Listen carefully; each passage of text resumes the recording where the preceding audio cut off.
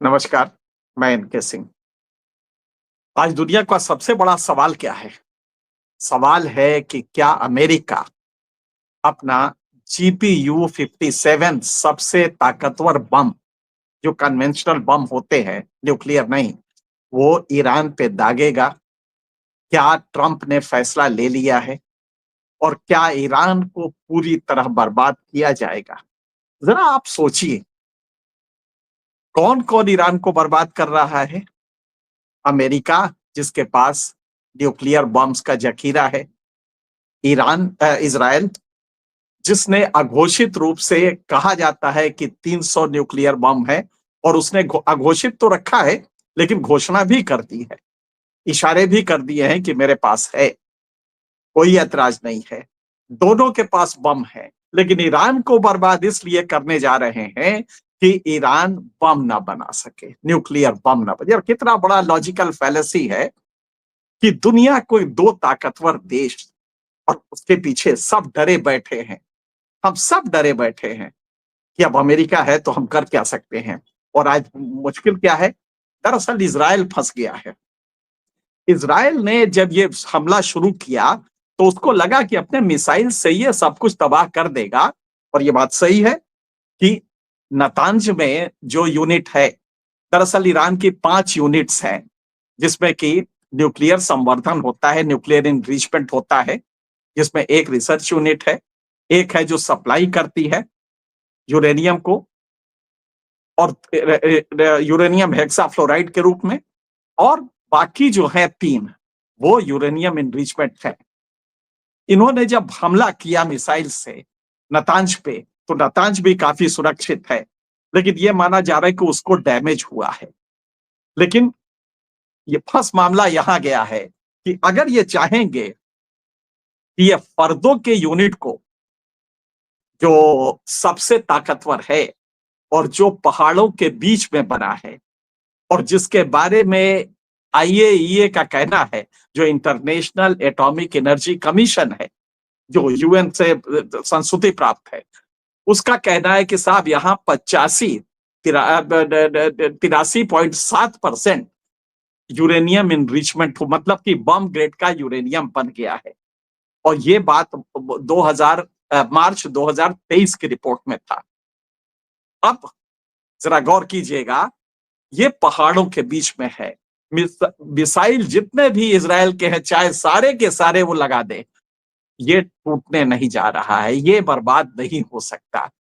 यही वजह है कि ट्रंप को जब 3 दिन पहले ये हकीकत इजराइल ने बताई कि साहब ये अभियान हमारा खत्म हो जाएगा, क्योंकि बम तो तब भी बना लेगा वो, तो ट्रंप को हुआ कि तब तो फंस जाएंगे हम, क्योंकि जवाब पूछा जाएगा कि भाई तो ईरान का किया क्या आपने। वहां के देशवासी भी पूछेंगे। वैसे हालांकि वो खिलाफ हो गए ट्रंप के, इसराइल के इस लगातार समर्थन की वजह से। तो यहां पे ट्रंप फंसे और उन्होंने ऐलान किया कि तेहरान खाली करो, ईरान की राजधानी खाली करो। पहला ऐलान ये था।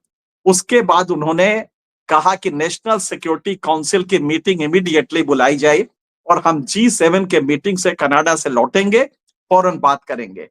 और हकीकत यह है कि ये बताने के लिए कि बहुत सीरियस मामला, और वाकई सीरियस है, क्योंकि ईरान को ये बर्बाद नहीं कर पा रहे, ईरान के न्यूक्लियर एस्टेब्लिशमेंट्स को ये बर्बाद नहीं कर पा रहे। खास करके एक न्यूक्लियर एस्टेब्लिशमेंट को जहां इनरिचमेंट होता है, और वो है फर्दो। फर्दो दरअसल तेहरान के नजदीक है।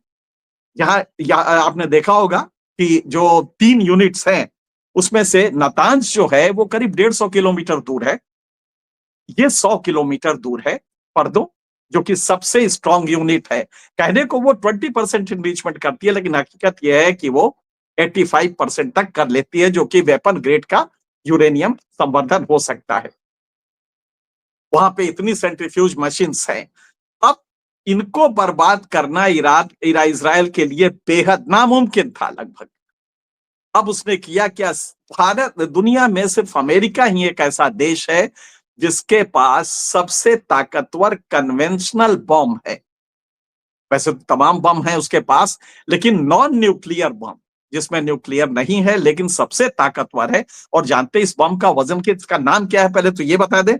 इसका नाम है GBU-57। इसके पहले GBU-28 आया था, 36 आया था, लेकिन ये सबसे पावरफुल इसलिए है क्योंकि ये गाइडेड बॉम्ब यूनिट GBU-57 इसलिए कि इसमें 13.6 टन वो विस्फोटक होते हैं। मतलब कि कितना? 13,600 किलोग्राम या 136 क्विंटल या 13.6 टन का ये बॉम्ब होता है। अब इसको लाया कैसे जाएगा? इसको फेंकेंगे कैसे? 13 टन की चीज को और फुल फोर्स से फेंकना, तो ये भी अमेरिका के पास या इजराइल के पास वो भी नहीं था। मान लीजिए कि अमेरिका बम दे भी देता तो इजराइल के पास वो फेंकने का वो बॉम्बर नहीं था, कोई जहाज ऐसा नहीं था। अब अमेरिका को वो बॉम्बर भी देना पड़ेगा जो इस समय अमेरिका में है, वहां से उड़ा नहीं है। अगले कुछ पलों में हो सकता है कि अमेरिका डिप्लॉय करे। तो अमेरिका की मजबूरी है कि अगर ईरान के न्यूक्लियर प्लान को खत्म करना है तो पूरी तरह से अपने बॉम्बर, और उस बॉम्बर का नाम क्या है जिससे फेंका जाएगा? उसका नाम है B2 spirit. B2 spirit bomber से, क्योंकि वही 13 टन के मिसाइल उसको बॉम्ब को फेंक सकता है जो कि 22 फीट लंबा है, 22 फीट लंबा और 13.6 टन का वजन है। इसकी खासियत यह है कि ये ड्रिल करता हुआ 200 फीट जमीन के नीचे तक चला जा सकता है। इतनी ताकत होती है, 200 फीट नीचे तक की चीजों को तबाह कर सकता है। इसका दूसरा सलाहियत क्या है? दूसरी सलाहियत यह है कि एक के पीछे एक दूसरा बम आएगा। पहला वाला जो 200 कर चुका है, अगला वाला उससे 200 अंदर जाएगा, 400 हो जाएगा। तो अगर आपने 3 बम फेंके तो पहाड़ वगैरह भी वो तोड़ सकता है, काट सकता है। यही स्ट्रेटजी अमेरिका की है कि क्या ईरान को वो इस तरह से नेस्तनाबूद करने की कोशिश करेगा। ये बात सच है कि आज अरब वर्ल्ड जो अभी तक चुप थे, कल उन्होंने मीटिंग की और कहा कि यह गलत हो रहा है और एक दिया। लेकिन सिर्फ कहने से काम नहीं चलेगा। सामरिक रूप से अगर आप मदद नहीं करते हैं इस दौर में तो खाली कहने का कोई मतलब नहीं है। कहने को लिप सर्विस तो बहुत होती रहती है, लेकिन जो सबसे बड़ा सवाल है इजराइल के पास, इजराइल अपनी क्षमता से ये नहीं कर पा रहा है। और ये बात ईरान को बहुत पहले से मालूम है कि इजराइल के पास इस तरह के मिसाइल्स हैं, अमेरिका मदद करता है, बॉम्बर्स दे, मिसाइल प्रोजेक्टाइल के लिए देगा वो वॉरप्लेन्स। तो उसको मालूम था, इसलिए ईरान ने जो तैयारी की थी वो डिफरेंट किस्म की है। ईरान को इन्होंने 2 बार पहले भी 2 ऑपरेशंस किए और ईरान और सीरिया को इन्होंने हमला किया था, लेकिन उससे कुछ हुआ नहीं। अब यहाँ पे 2010 में जो फर्दों का यूनिट आया, ये पहाड़ों को काट के बनाया गया, पहाड़ों के नीचे बनाया गया है। अब सबसे बड़ी समस्या ये है कि अमेरिका में भी विरोध ट्रंप का होने लगा है इस मामले को लेके। इस मामले को लेके वहां की जनता भी बहुत खुश नहीं है। पूरी दुनिया में थू थू हो रही है ट्रंप की। यूक्रेन में देखा आपने किस तरह हाथ उमेट के सप्लाई हथियारों की बंद करके, और उसके बाद कहा कि अब हमें तुम जो यहाँ के खनिज हैं वो दस्तखत करो कि खनिज दोगे। तो खनिज लेने के लिए कर रहे हैं। कनाडा पे नजर गड़ी है, और आपने देखा हो पनामा पे किस तरह किया, ग्रीनलैंड पे किस तरह किया। तो सबसे बड़ी बात है कि ट्रंप की कोशिश इस समय यह है कि दुनिया को धमका के किस तरह से वो लाते। और सबसे बड़ी बात है कि इस धमकी का असर भी हो रहा है कि ईरान तो तन के खड़ा है, लेकिन बाकी अरब वर्ल्ड नहीं खड़े हैं, बाकी दुनिया के देश नहीं खड़े हैं। आप जरा सोचिए, मेरा पहला सवाल जो ओरिजिनल था वो यही था कि 2 देश जो न्यूक्लियर पावर्ड हैं, एक घोषित और दूसरा अघोषित, एक दुनिया का सबसे ताकतवर और एक दुनिया का सबसे सामरिक रूप से सबल, अघोषित रूप से ही लेकिन न्यूक्लियर बम वाला देश, जो 9 देश दुनिया में है न्यूक्लियर बम के, जिसमें पाकिस्तान भी है, चीन, पाकिस्तान, फ्रांस, ये तमाम देश हैं, जिसमें भारत भी है, उसमें इजराइल भी है। दो दुनिया के न्यूक्लियर पावर्ड देश दुनिया के एक देश को ये कह रहे हैं कि तुम्हें न्यूक्लियर बम नहीं बनाने देंगे, क्योंकि ये शांति के लिए अच्छा नहीं होगा। शांति का ठेका अमेरिका के पास है, शांति का ठेका इजराइल के पास है, शांति का ठेका पाकिस्तान के पास है, और इतना ठेका पाकिस्तान के पास है कि अमेरिकी जनरल का कहना है कि नहीं, वो आतंकवाद को मिटाने के लिए काफी कुछ मेहनत कर रहे हैं, बहुत सक्रिय हैं पाकिस्तान के हुक्मरान। यहां तक ये चीजें आ गई हैं। आप समझ सकते हैं दुनिया चल कैसे रही है। ईरान को सब मिलके तबाह करने पे लगे हैं, और उनका हथियार, ये वो हथियार डिप्लॉय करने जा रहे हैं जिसका खतरा है। और इजराइल चीख चीख के यही मांग रहा है अमेरिका से कि यह मिशन फेल हो जाएगा अगर, और फेल हुआ तो सच बात है कि अमेरिका के लिए भी मुंह छुपाने की जगह नहीं रहेगी। तो अमेरिका अपना सबसे ताकतवर बम, जिसको कि GBU-57 कहते हैं, और जो जमीन के अंदर 200 मीटर तक जा सकता है, और एक के बाद एक क्षमता यह है कि पहला खत्म हो जाएगा और दूसरा फिर आएगा उसमें, और इस तरह से वो 600, अगर 3 बम हैं तो 600 मीटर, 600 फीट की गहराई तक जा सकते हैं। आप सोचिए, कोई पहाड़ भी नहीं बच सकता, पहाड़ को गिराने के लिए काफी होगा। ये बम ईरान में लगाए जाएंगे, इसका डर अब हो गया है। मुश्किल यह है कि क्या ट्रंप इस लेवल तक जाएंगे? क्या अमेरिका की जनता चुप रहेगी? क्या अमेरिकन कांग्रेस चुप रहेगी, जिसे पार्लियामेंट कहते हैं? क्या अमेरिकन कोर्ट, सारे लोग चुप रहेंगे? क्या दुनिया चुप रहेगी? और ईरान के खिलाफ, और ये कौन सा ईरान है? इजराइल से आपको ताज्जुब होगा, 75 गुना बड़ा है इजराइल।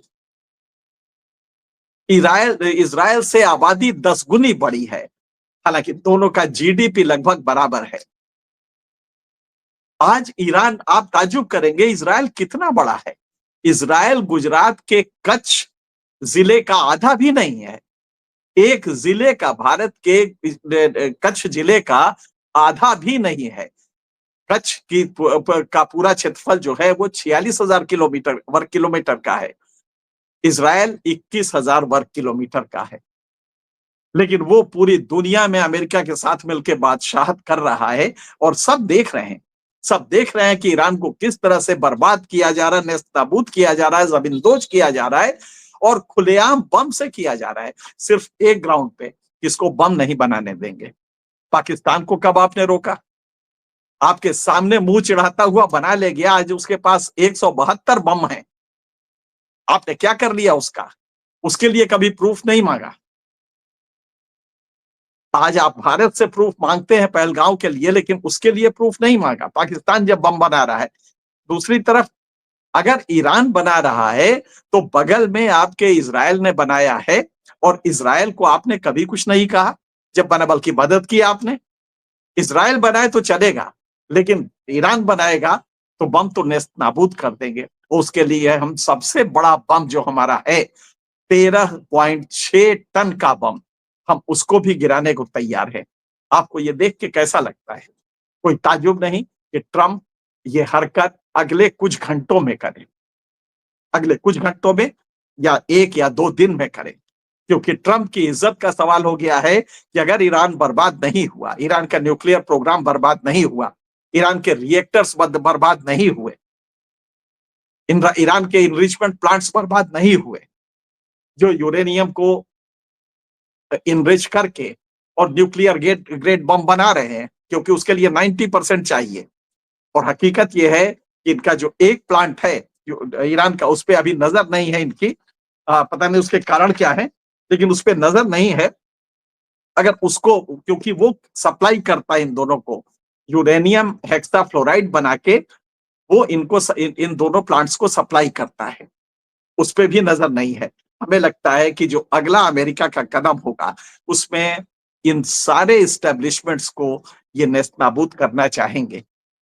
देखना है कि दुनिया क्या करती है, देखना है अरब वर्ल्ड क्या करता है, देखना अमेरिकी जनता क्या करती है, देखना है कि अमेरिकन कांग्रेस क्या करती है। क्या ये दुनिया ऐसे ही चलती रहेगी? ट्रंप जो चाहेगा वो कर लेगा? मैं आपको ये सोचने के लिए मजबूर कर रहा हूं कि आप सोचें कि एक ताकतवर किस तरह से उसी लॉजिक पे जिसपे उसने अपनी बुनियाद बनाई है, उसी पे किसी और देश के लिए जब वो होता है तो वो किस तरह से हमले करता है, बम फेंकता है, वो सब कुछ करता है उसको बर्बाद करने के लिए, और दुनिया देखती रहती है। ट्रंप सर्वाइव कर जाएगा, हम इसी तरह से पॉलिटिकल सर्वाइवल उसका होता रहेगा और लोग देखते रहेंगे। तो ये हमें देखना होगा कि लॉजिक क्या है, ट्रंप के पूरे कनाडा को हड़पने के पीछे लॉजिक क्या है, ग्रीनलैंड को डेनमार्क से लेने के पीछे लॉजिक क्या है, यूक्रेन को अचानक नाटो से आप बाहर हो जाते हैं, यूक्रेन को युद्ध में भिड़ा के, और आप बाहर हो जाते हैं, हथियार सप्लाई बंद करते थे, फिर जब वो गिड़गिड़ाता है हथियार के लिए तब आप उससे खनिज पे दस्तखत करवा लेते हैं। आपने पूरी दुनिया को हिला दिया है व्यापार को लेके, पूरी दुनिया के व्यापार पे वो आ गया है, एक अजीब सी स्थिति आ गई है। तो आप ये सब करते रहेंगे और ये दुनिया देखती रहेगी। ये वक्त है जबकि दुनिया सोचे, आप सोचे कि क्या इसकी मजम्मत नहीं होनी चाहिए, क्या इसके खिलाफ आवाज नहीं उठनी चाहिए जो ट्रंप कर रहे हैं। फिलहाल इतना ही, आपको सोचने के लिए छोड़ जाते हैं, जैसे जैसे डेवलपमेंट होगा हम आपको बताते रहेंगे। फिलहाल इतना ही, नमस्कार।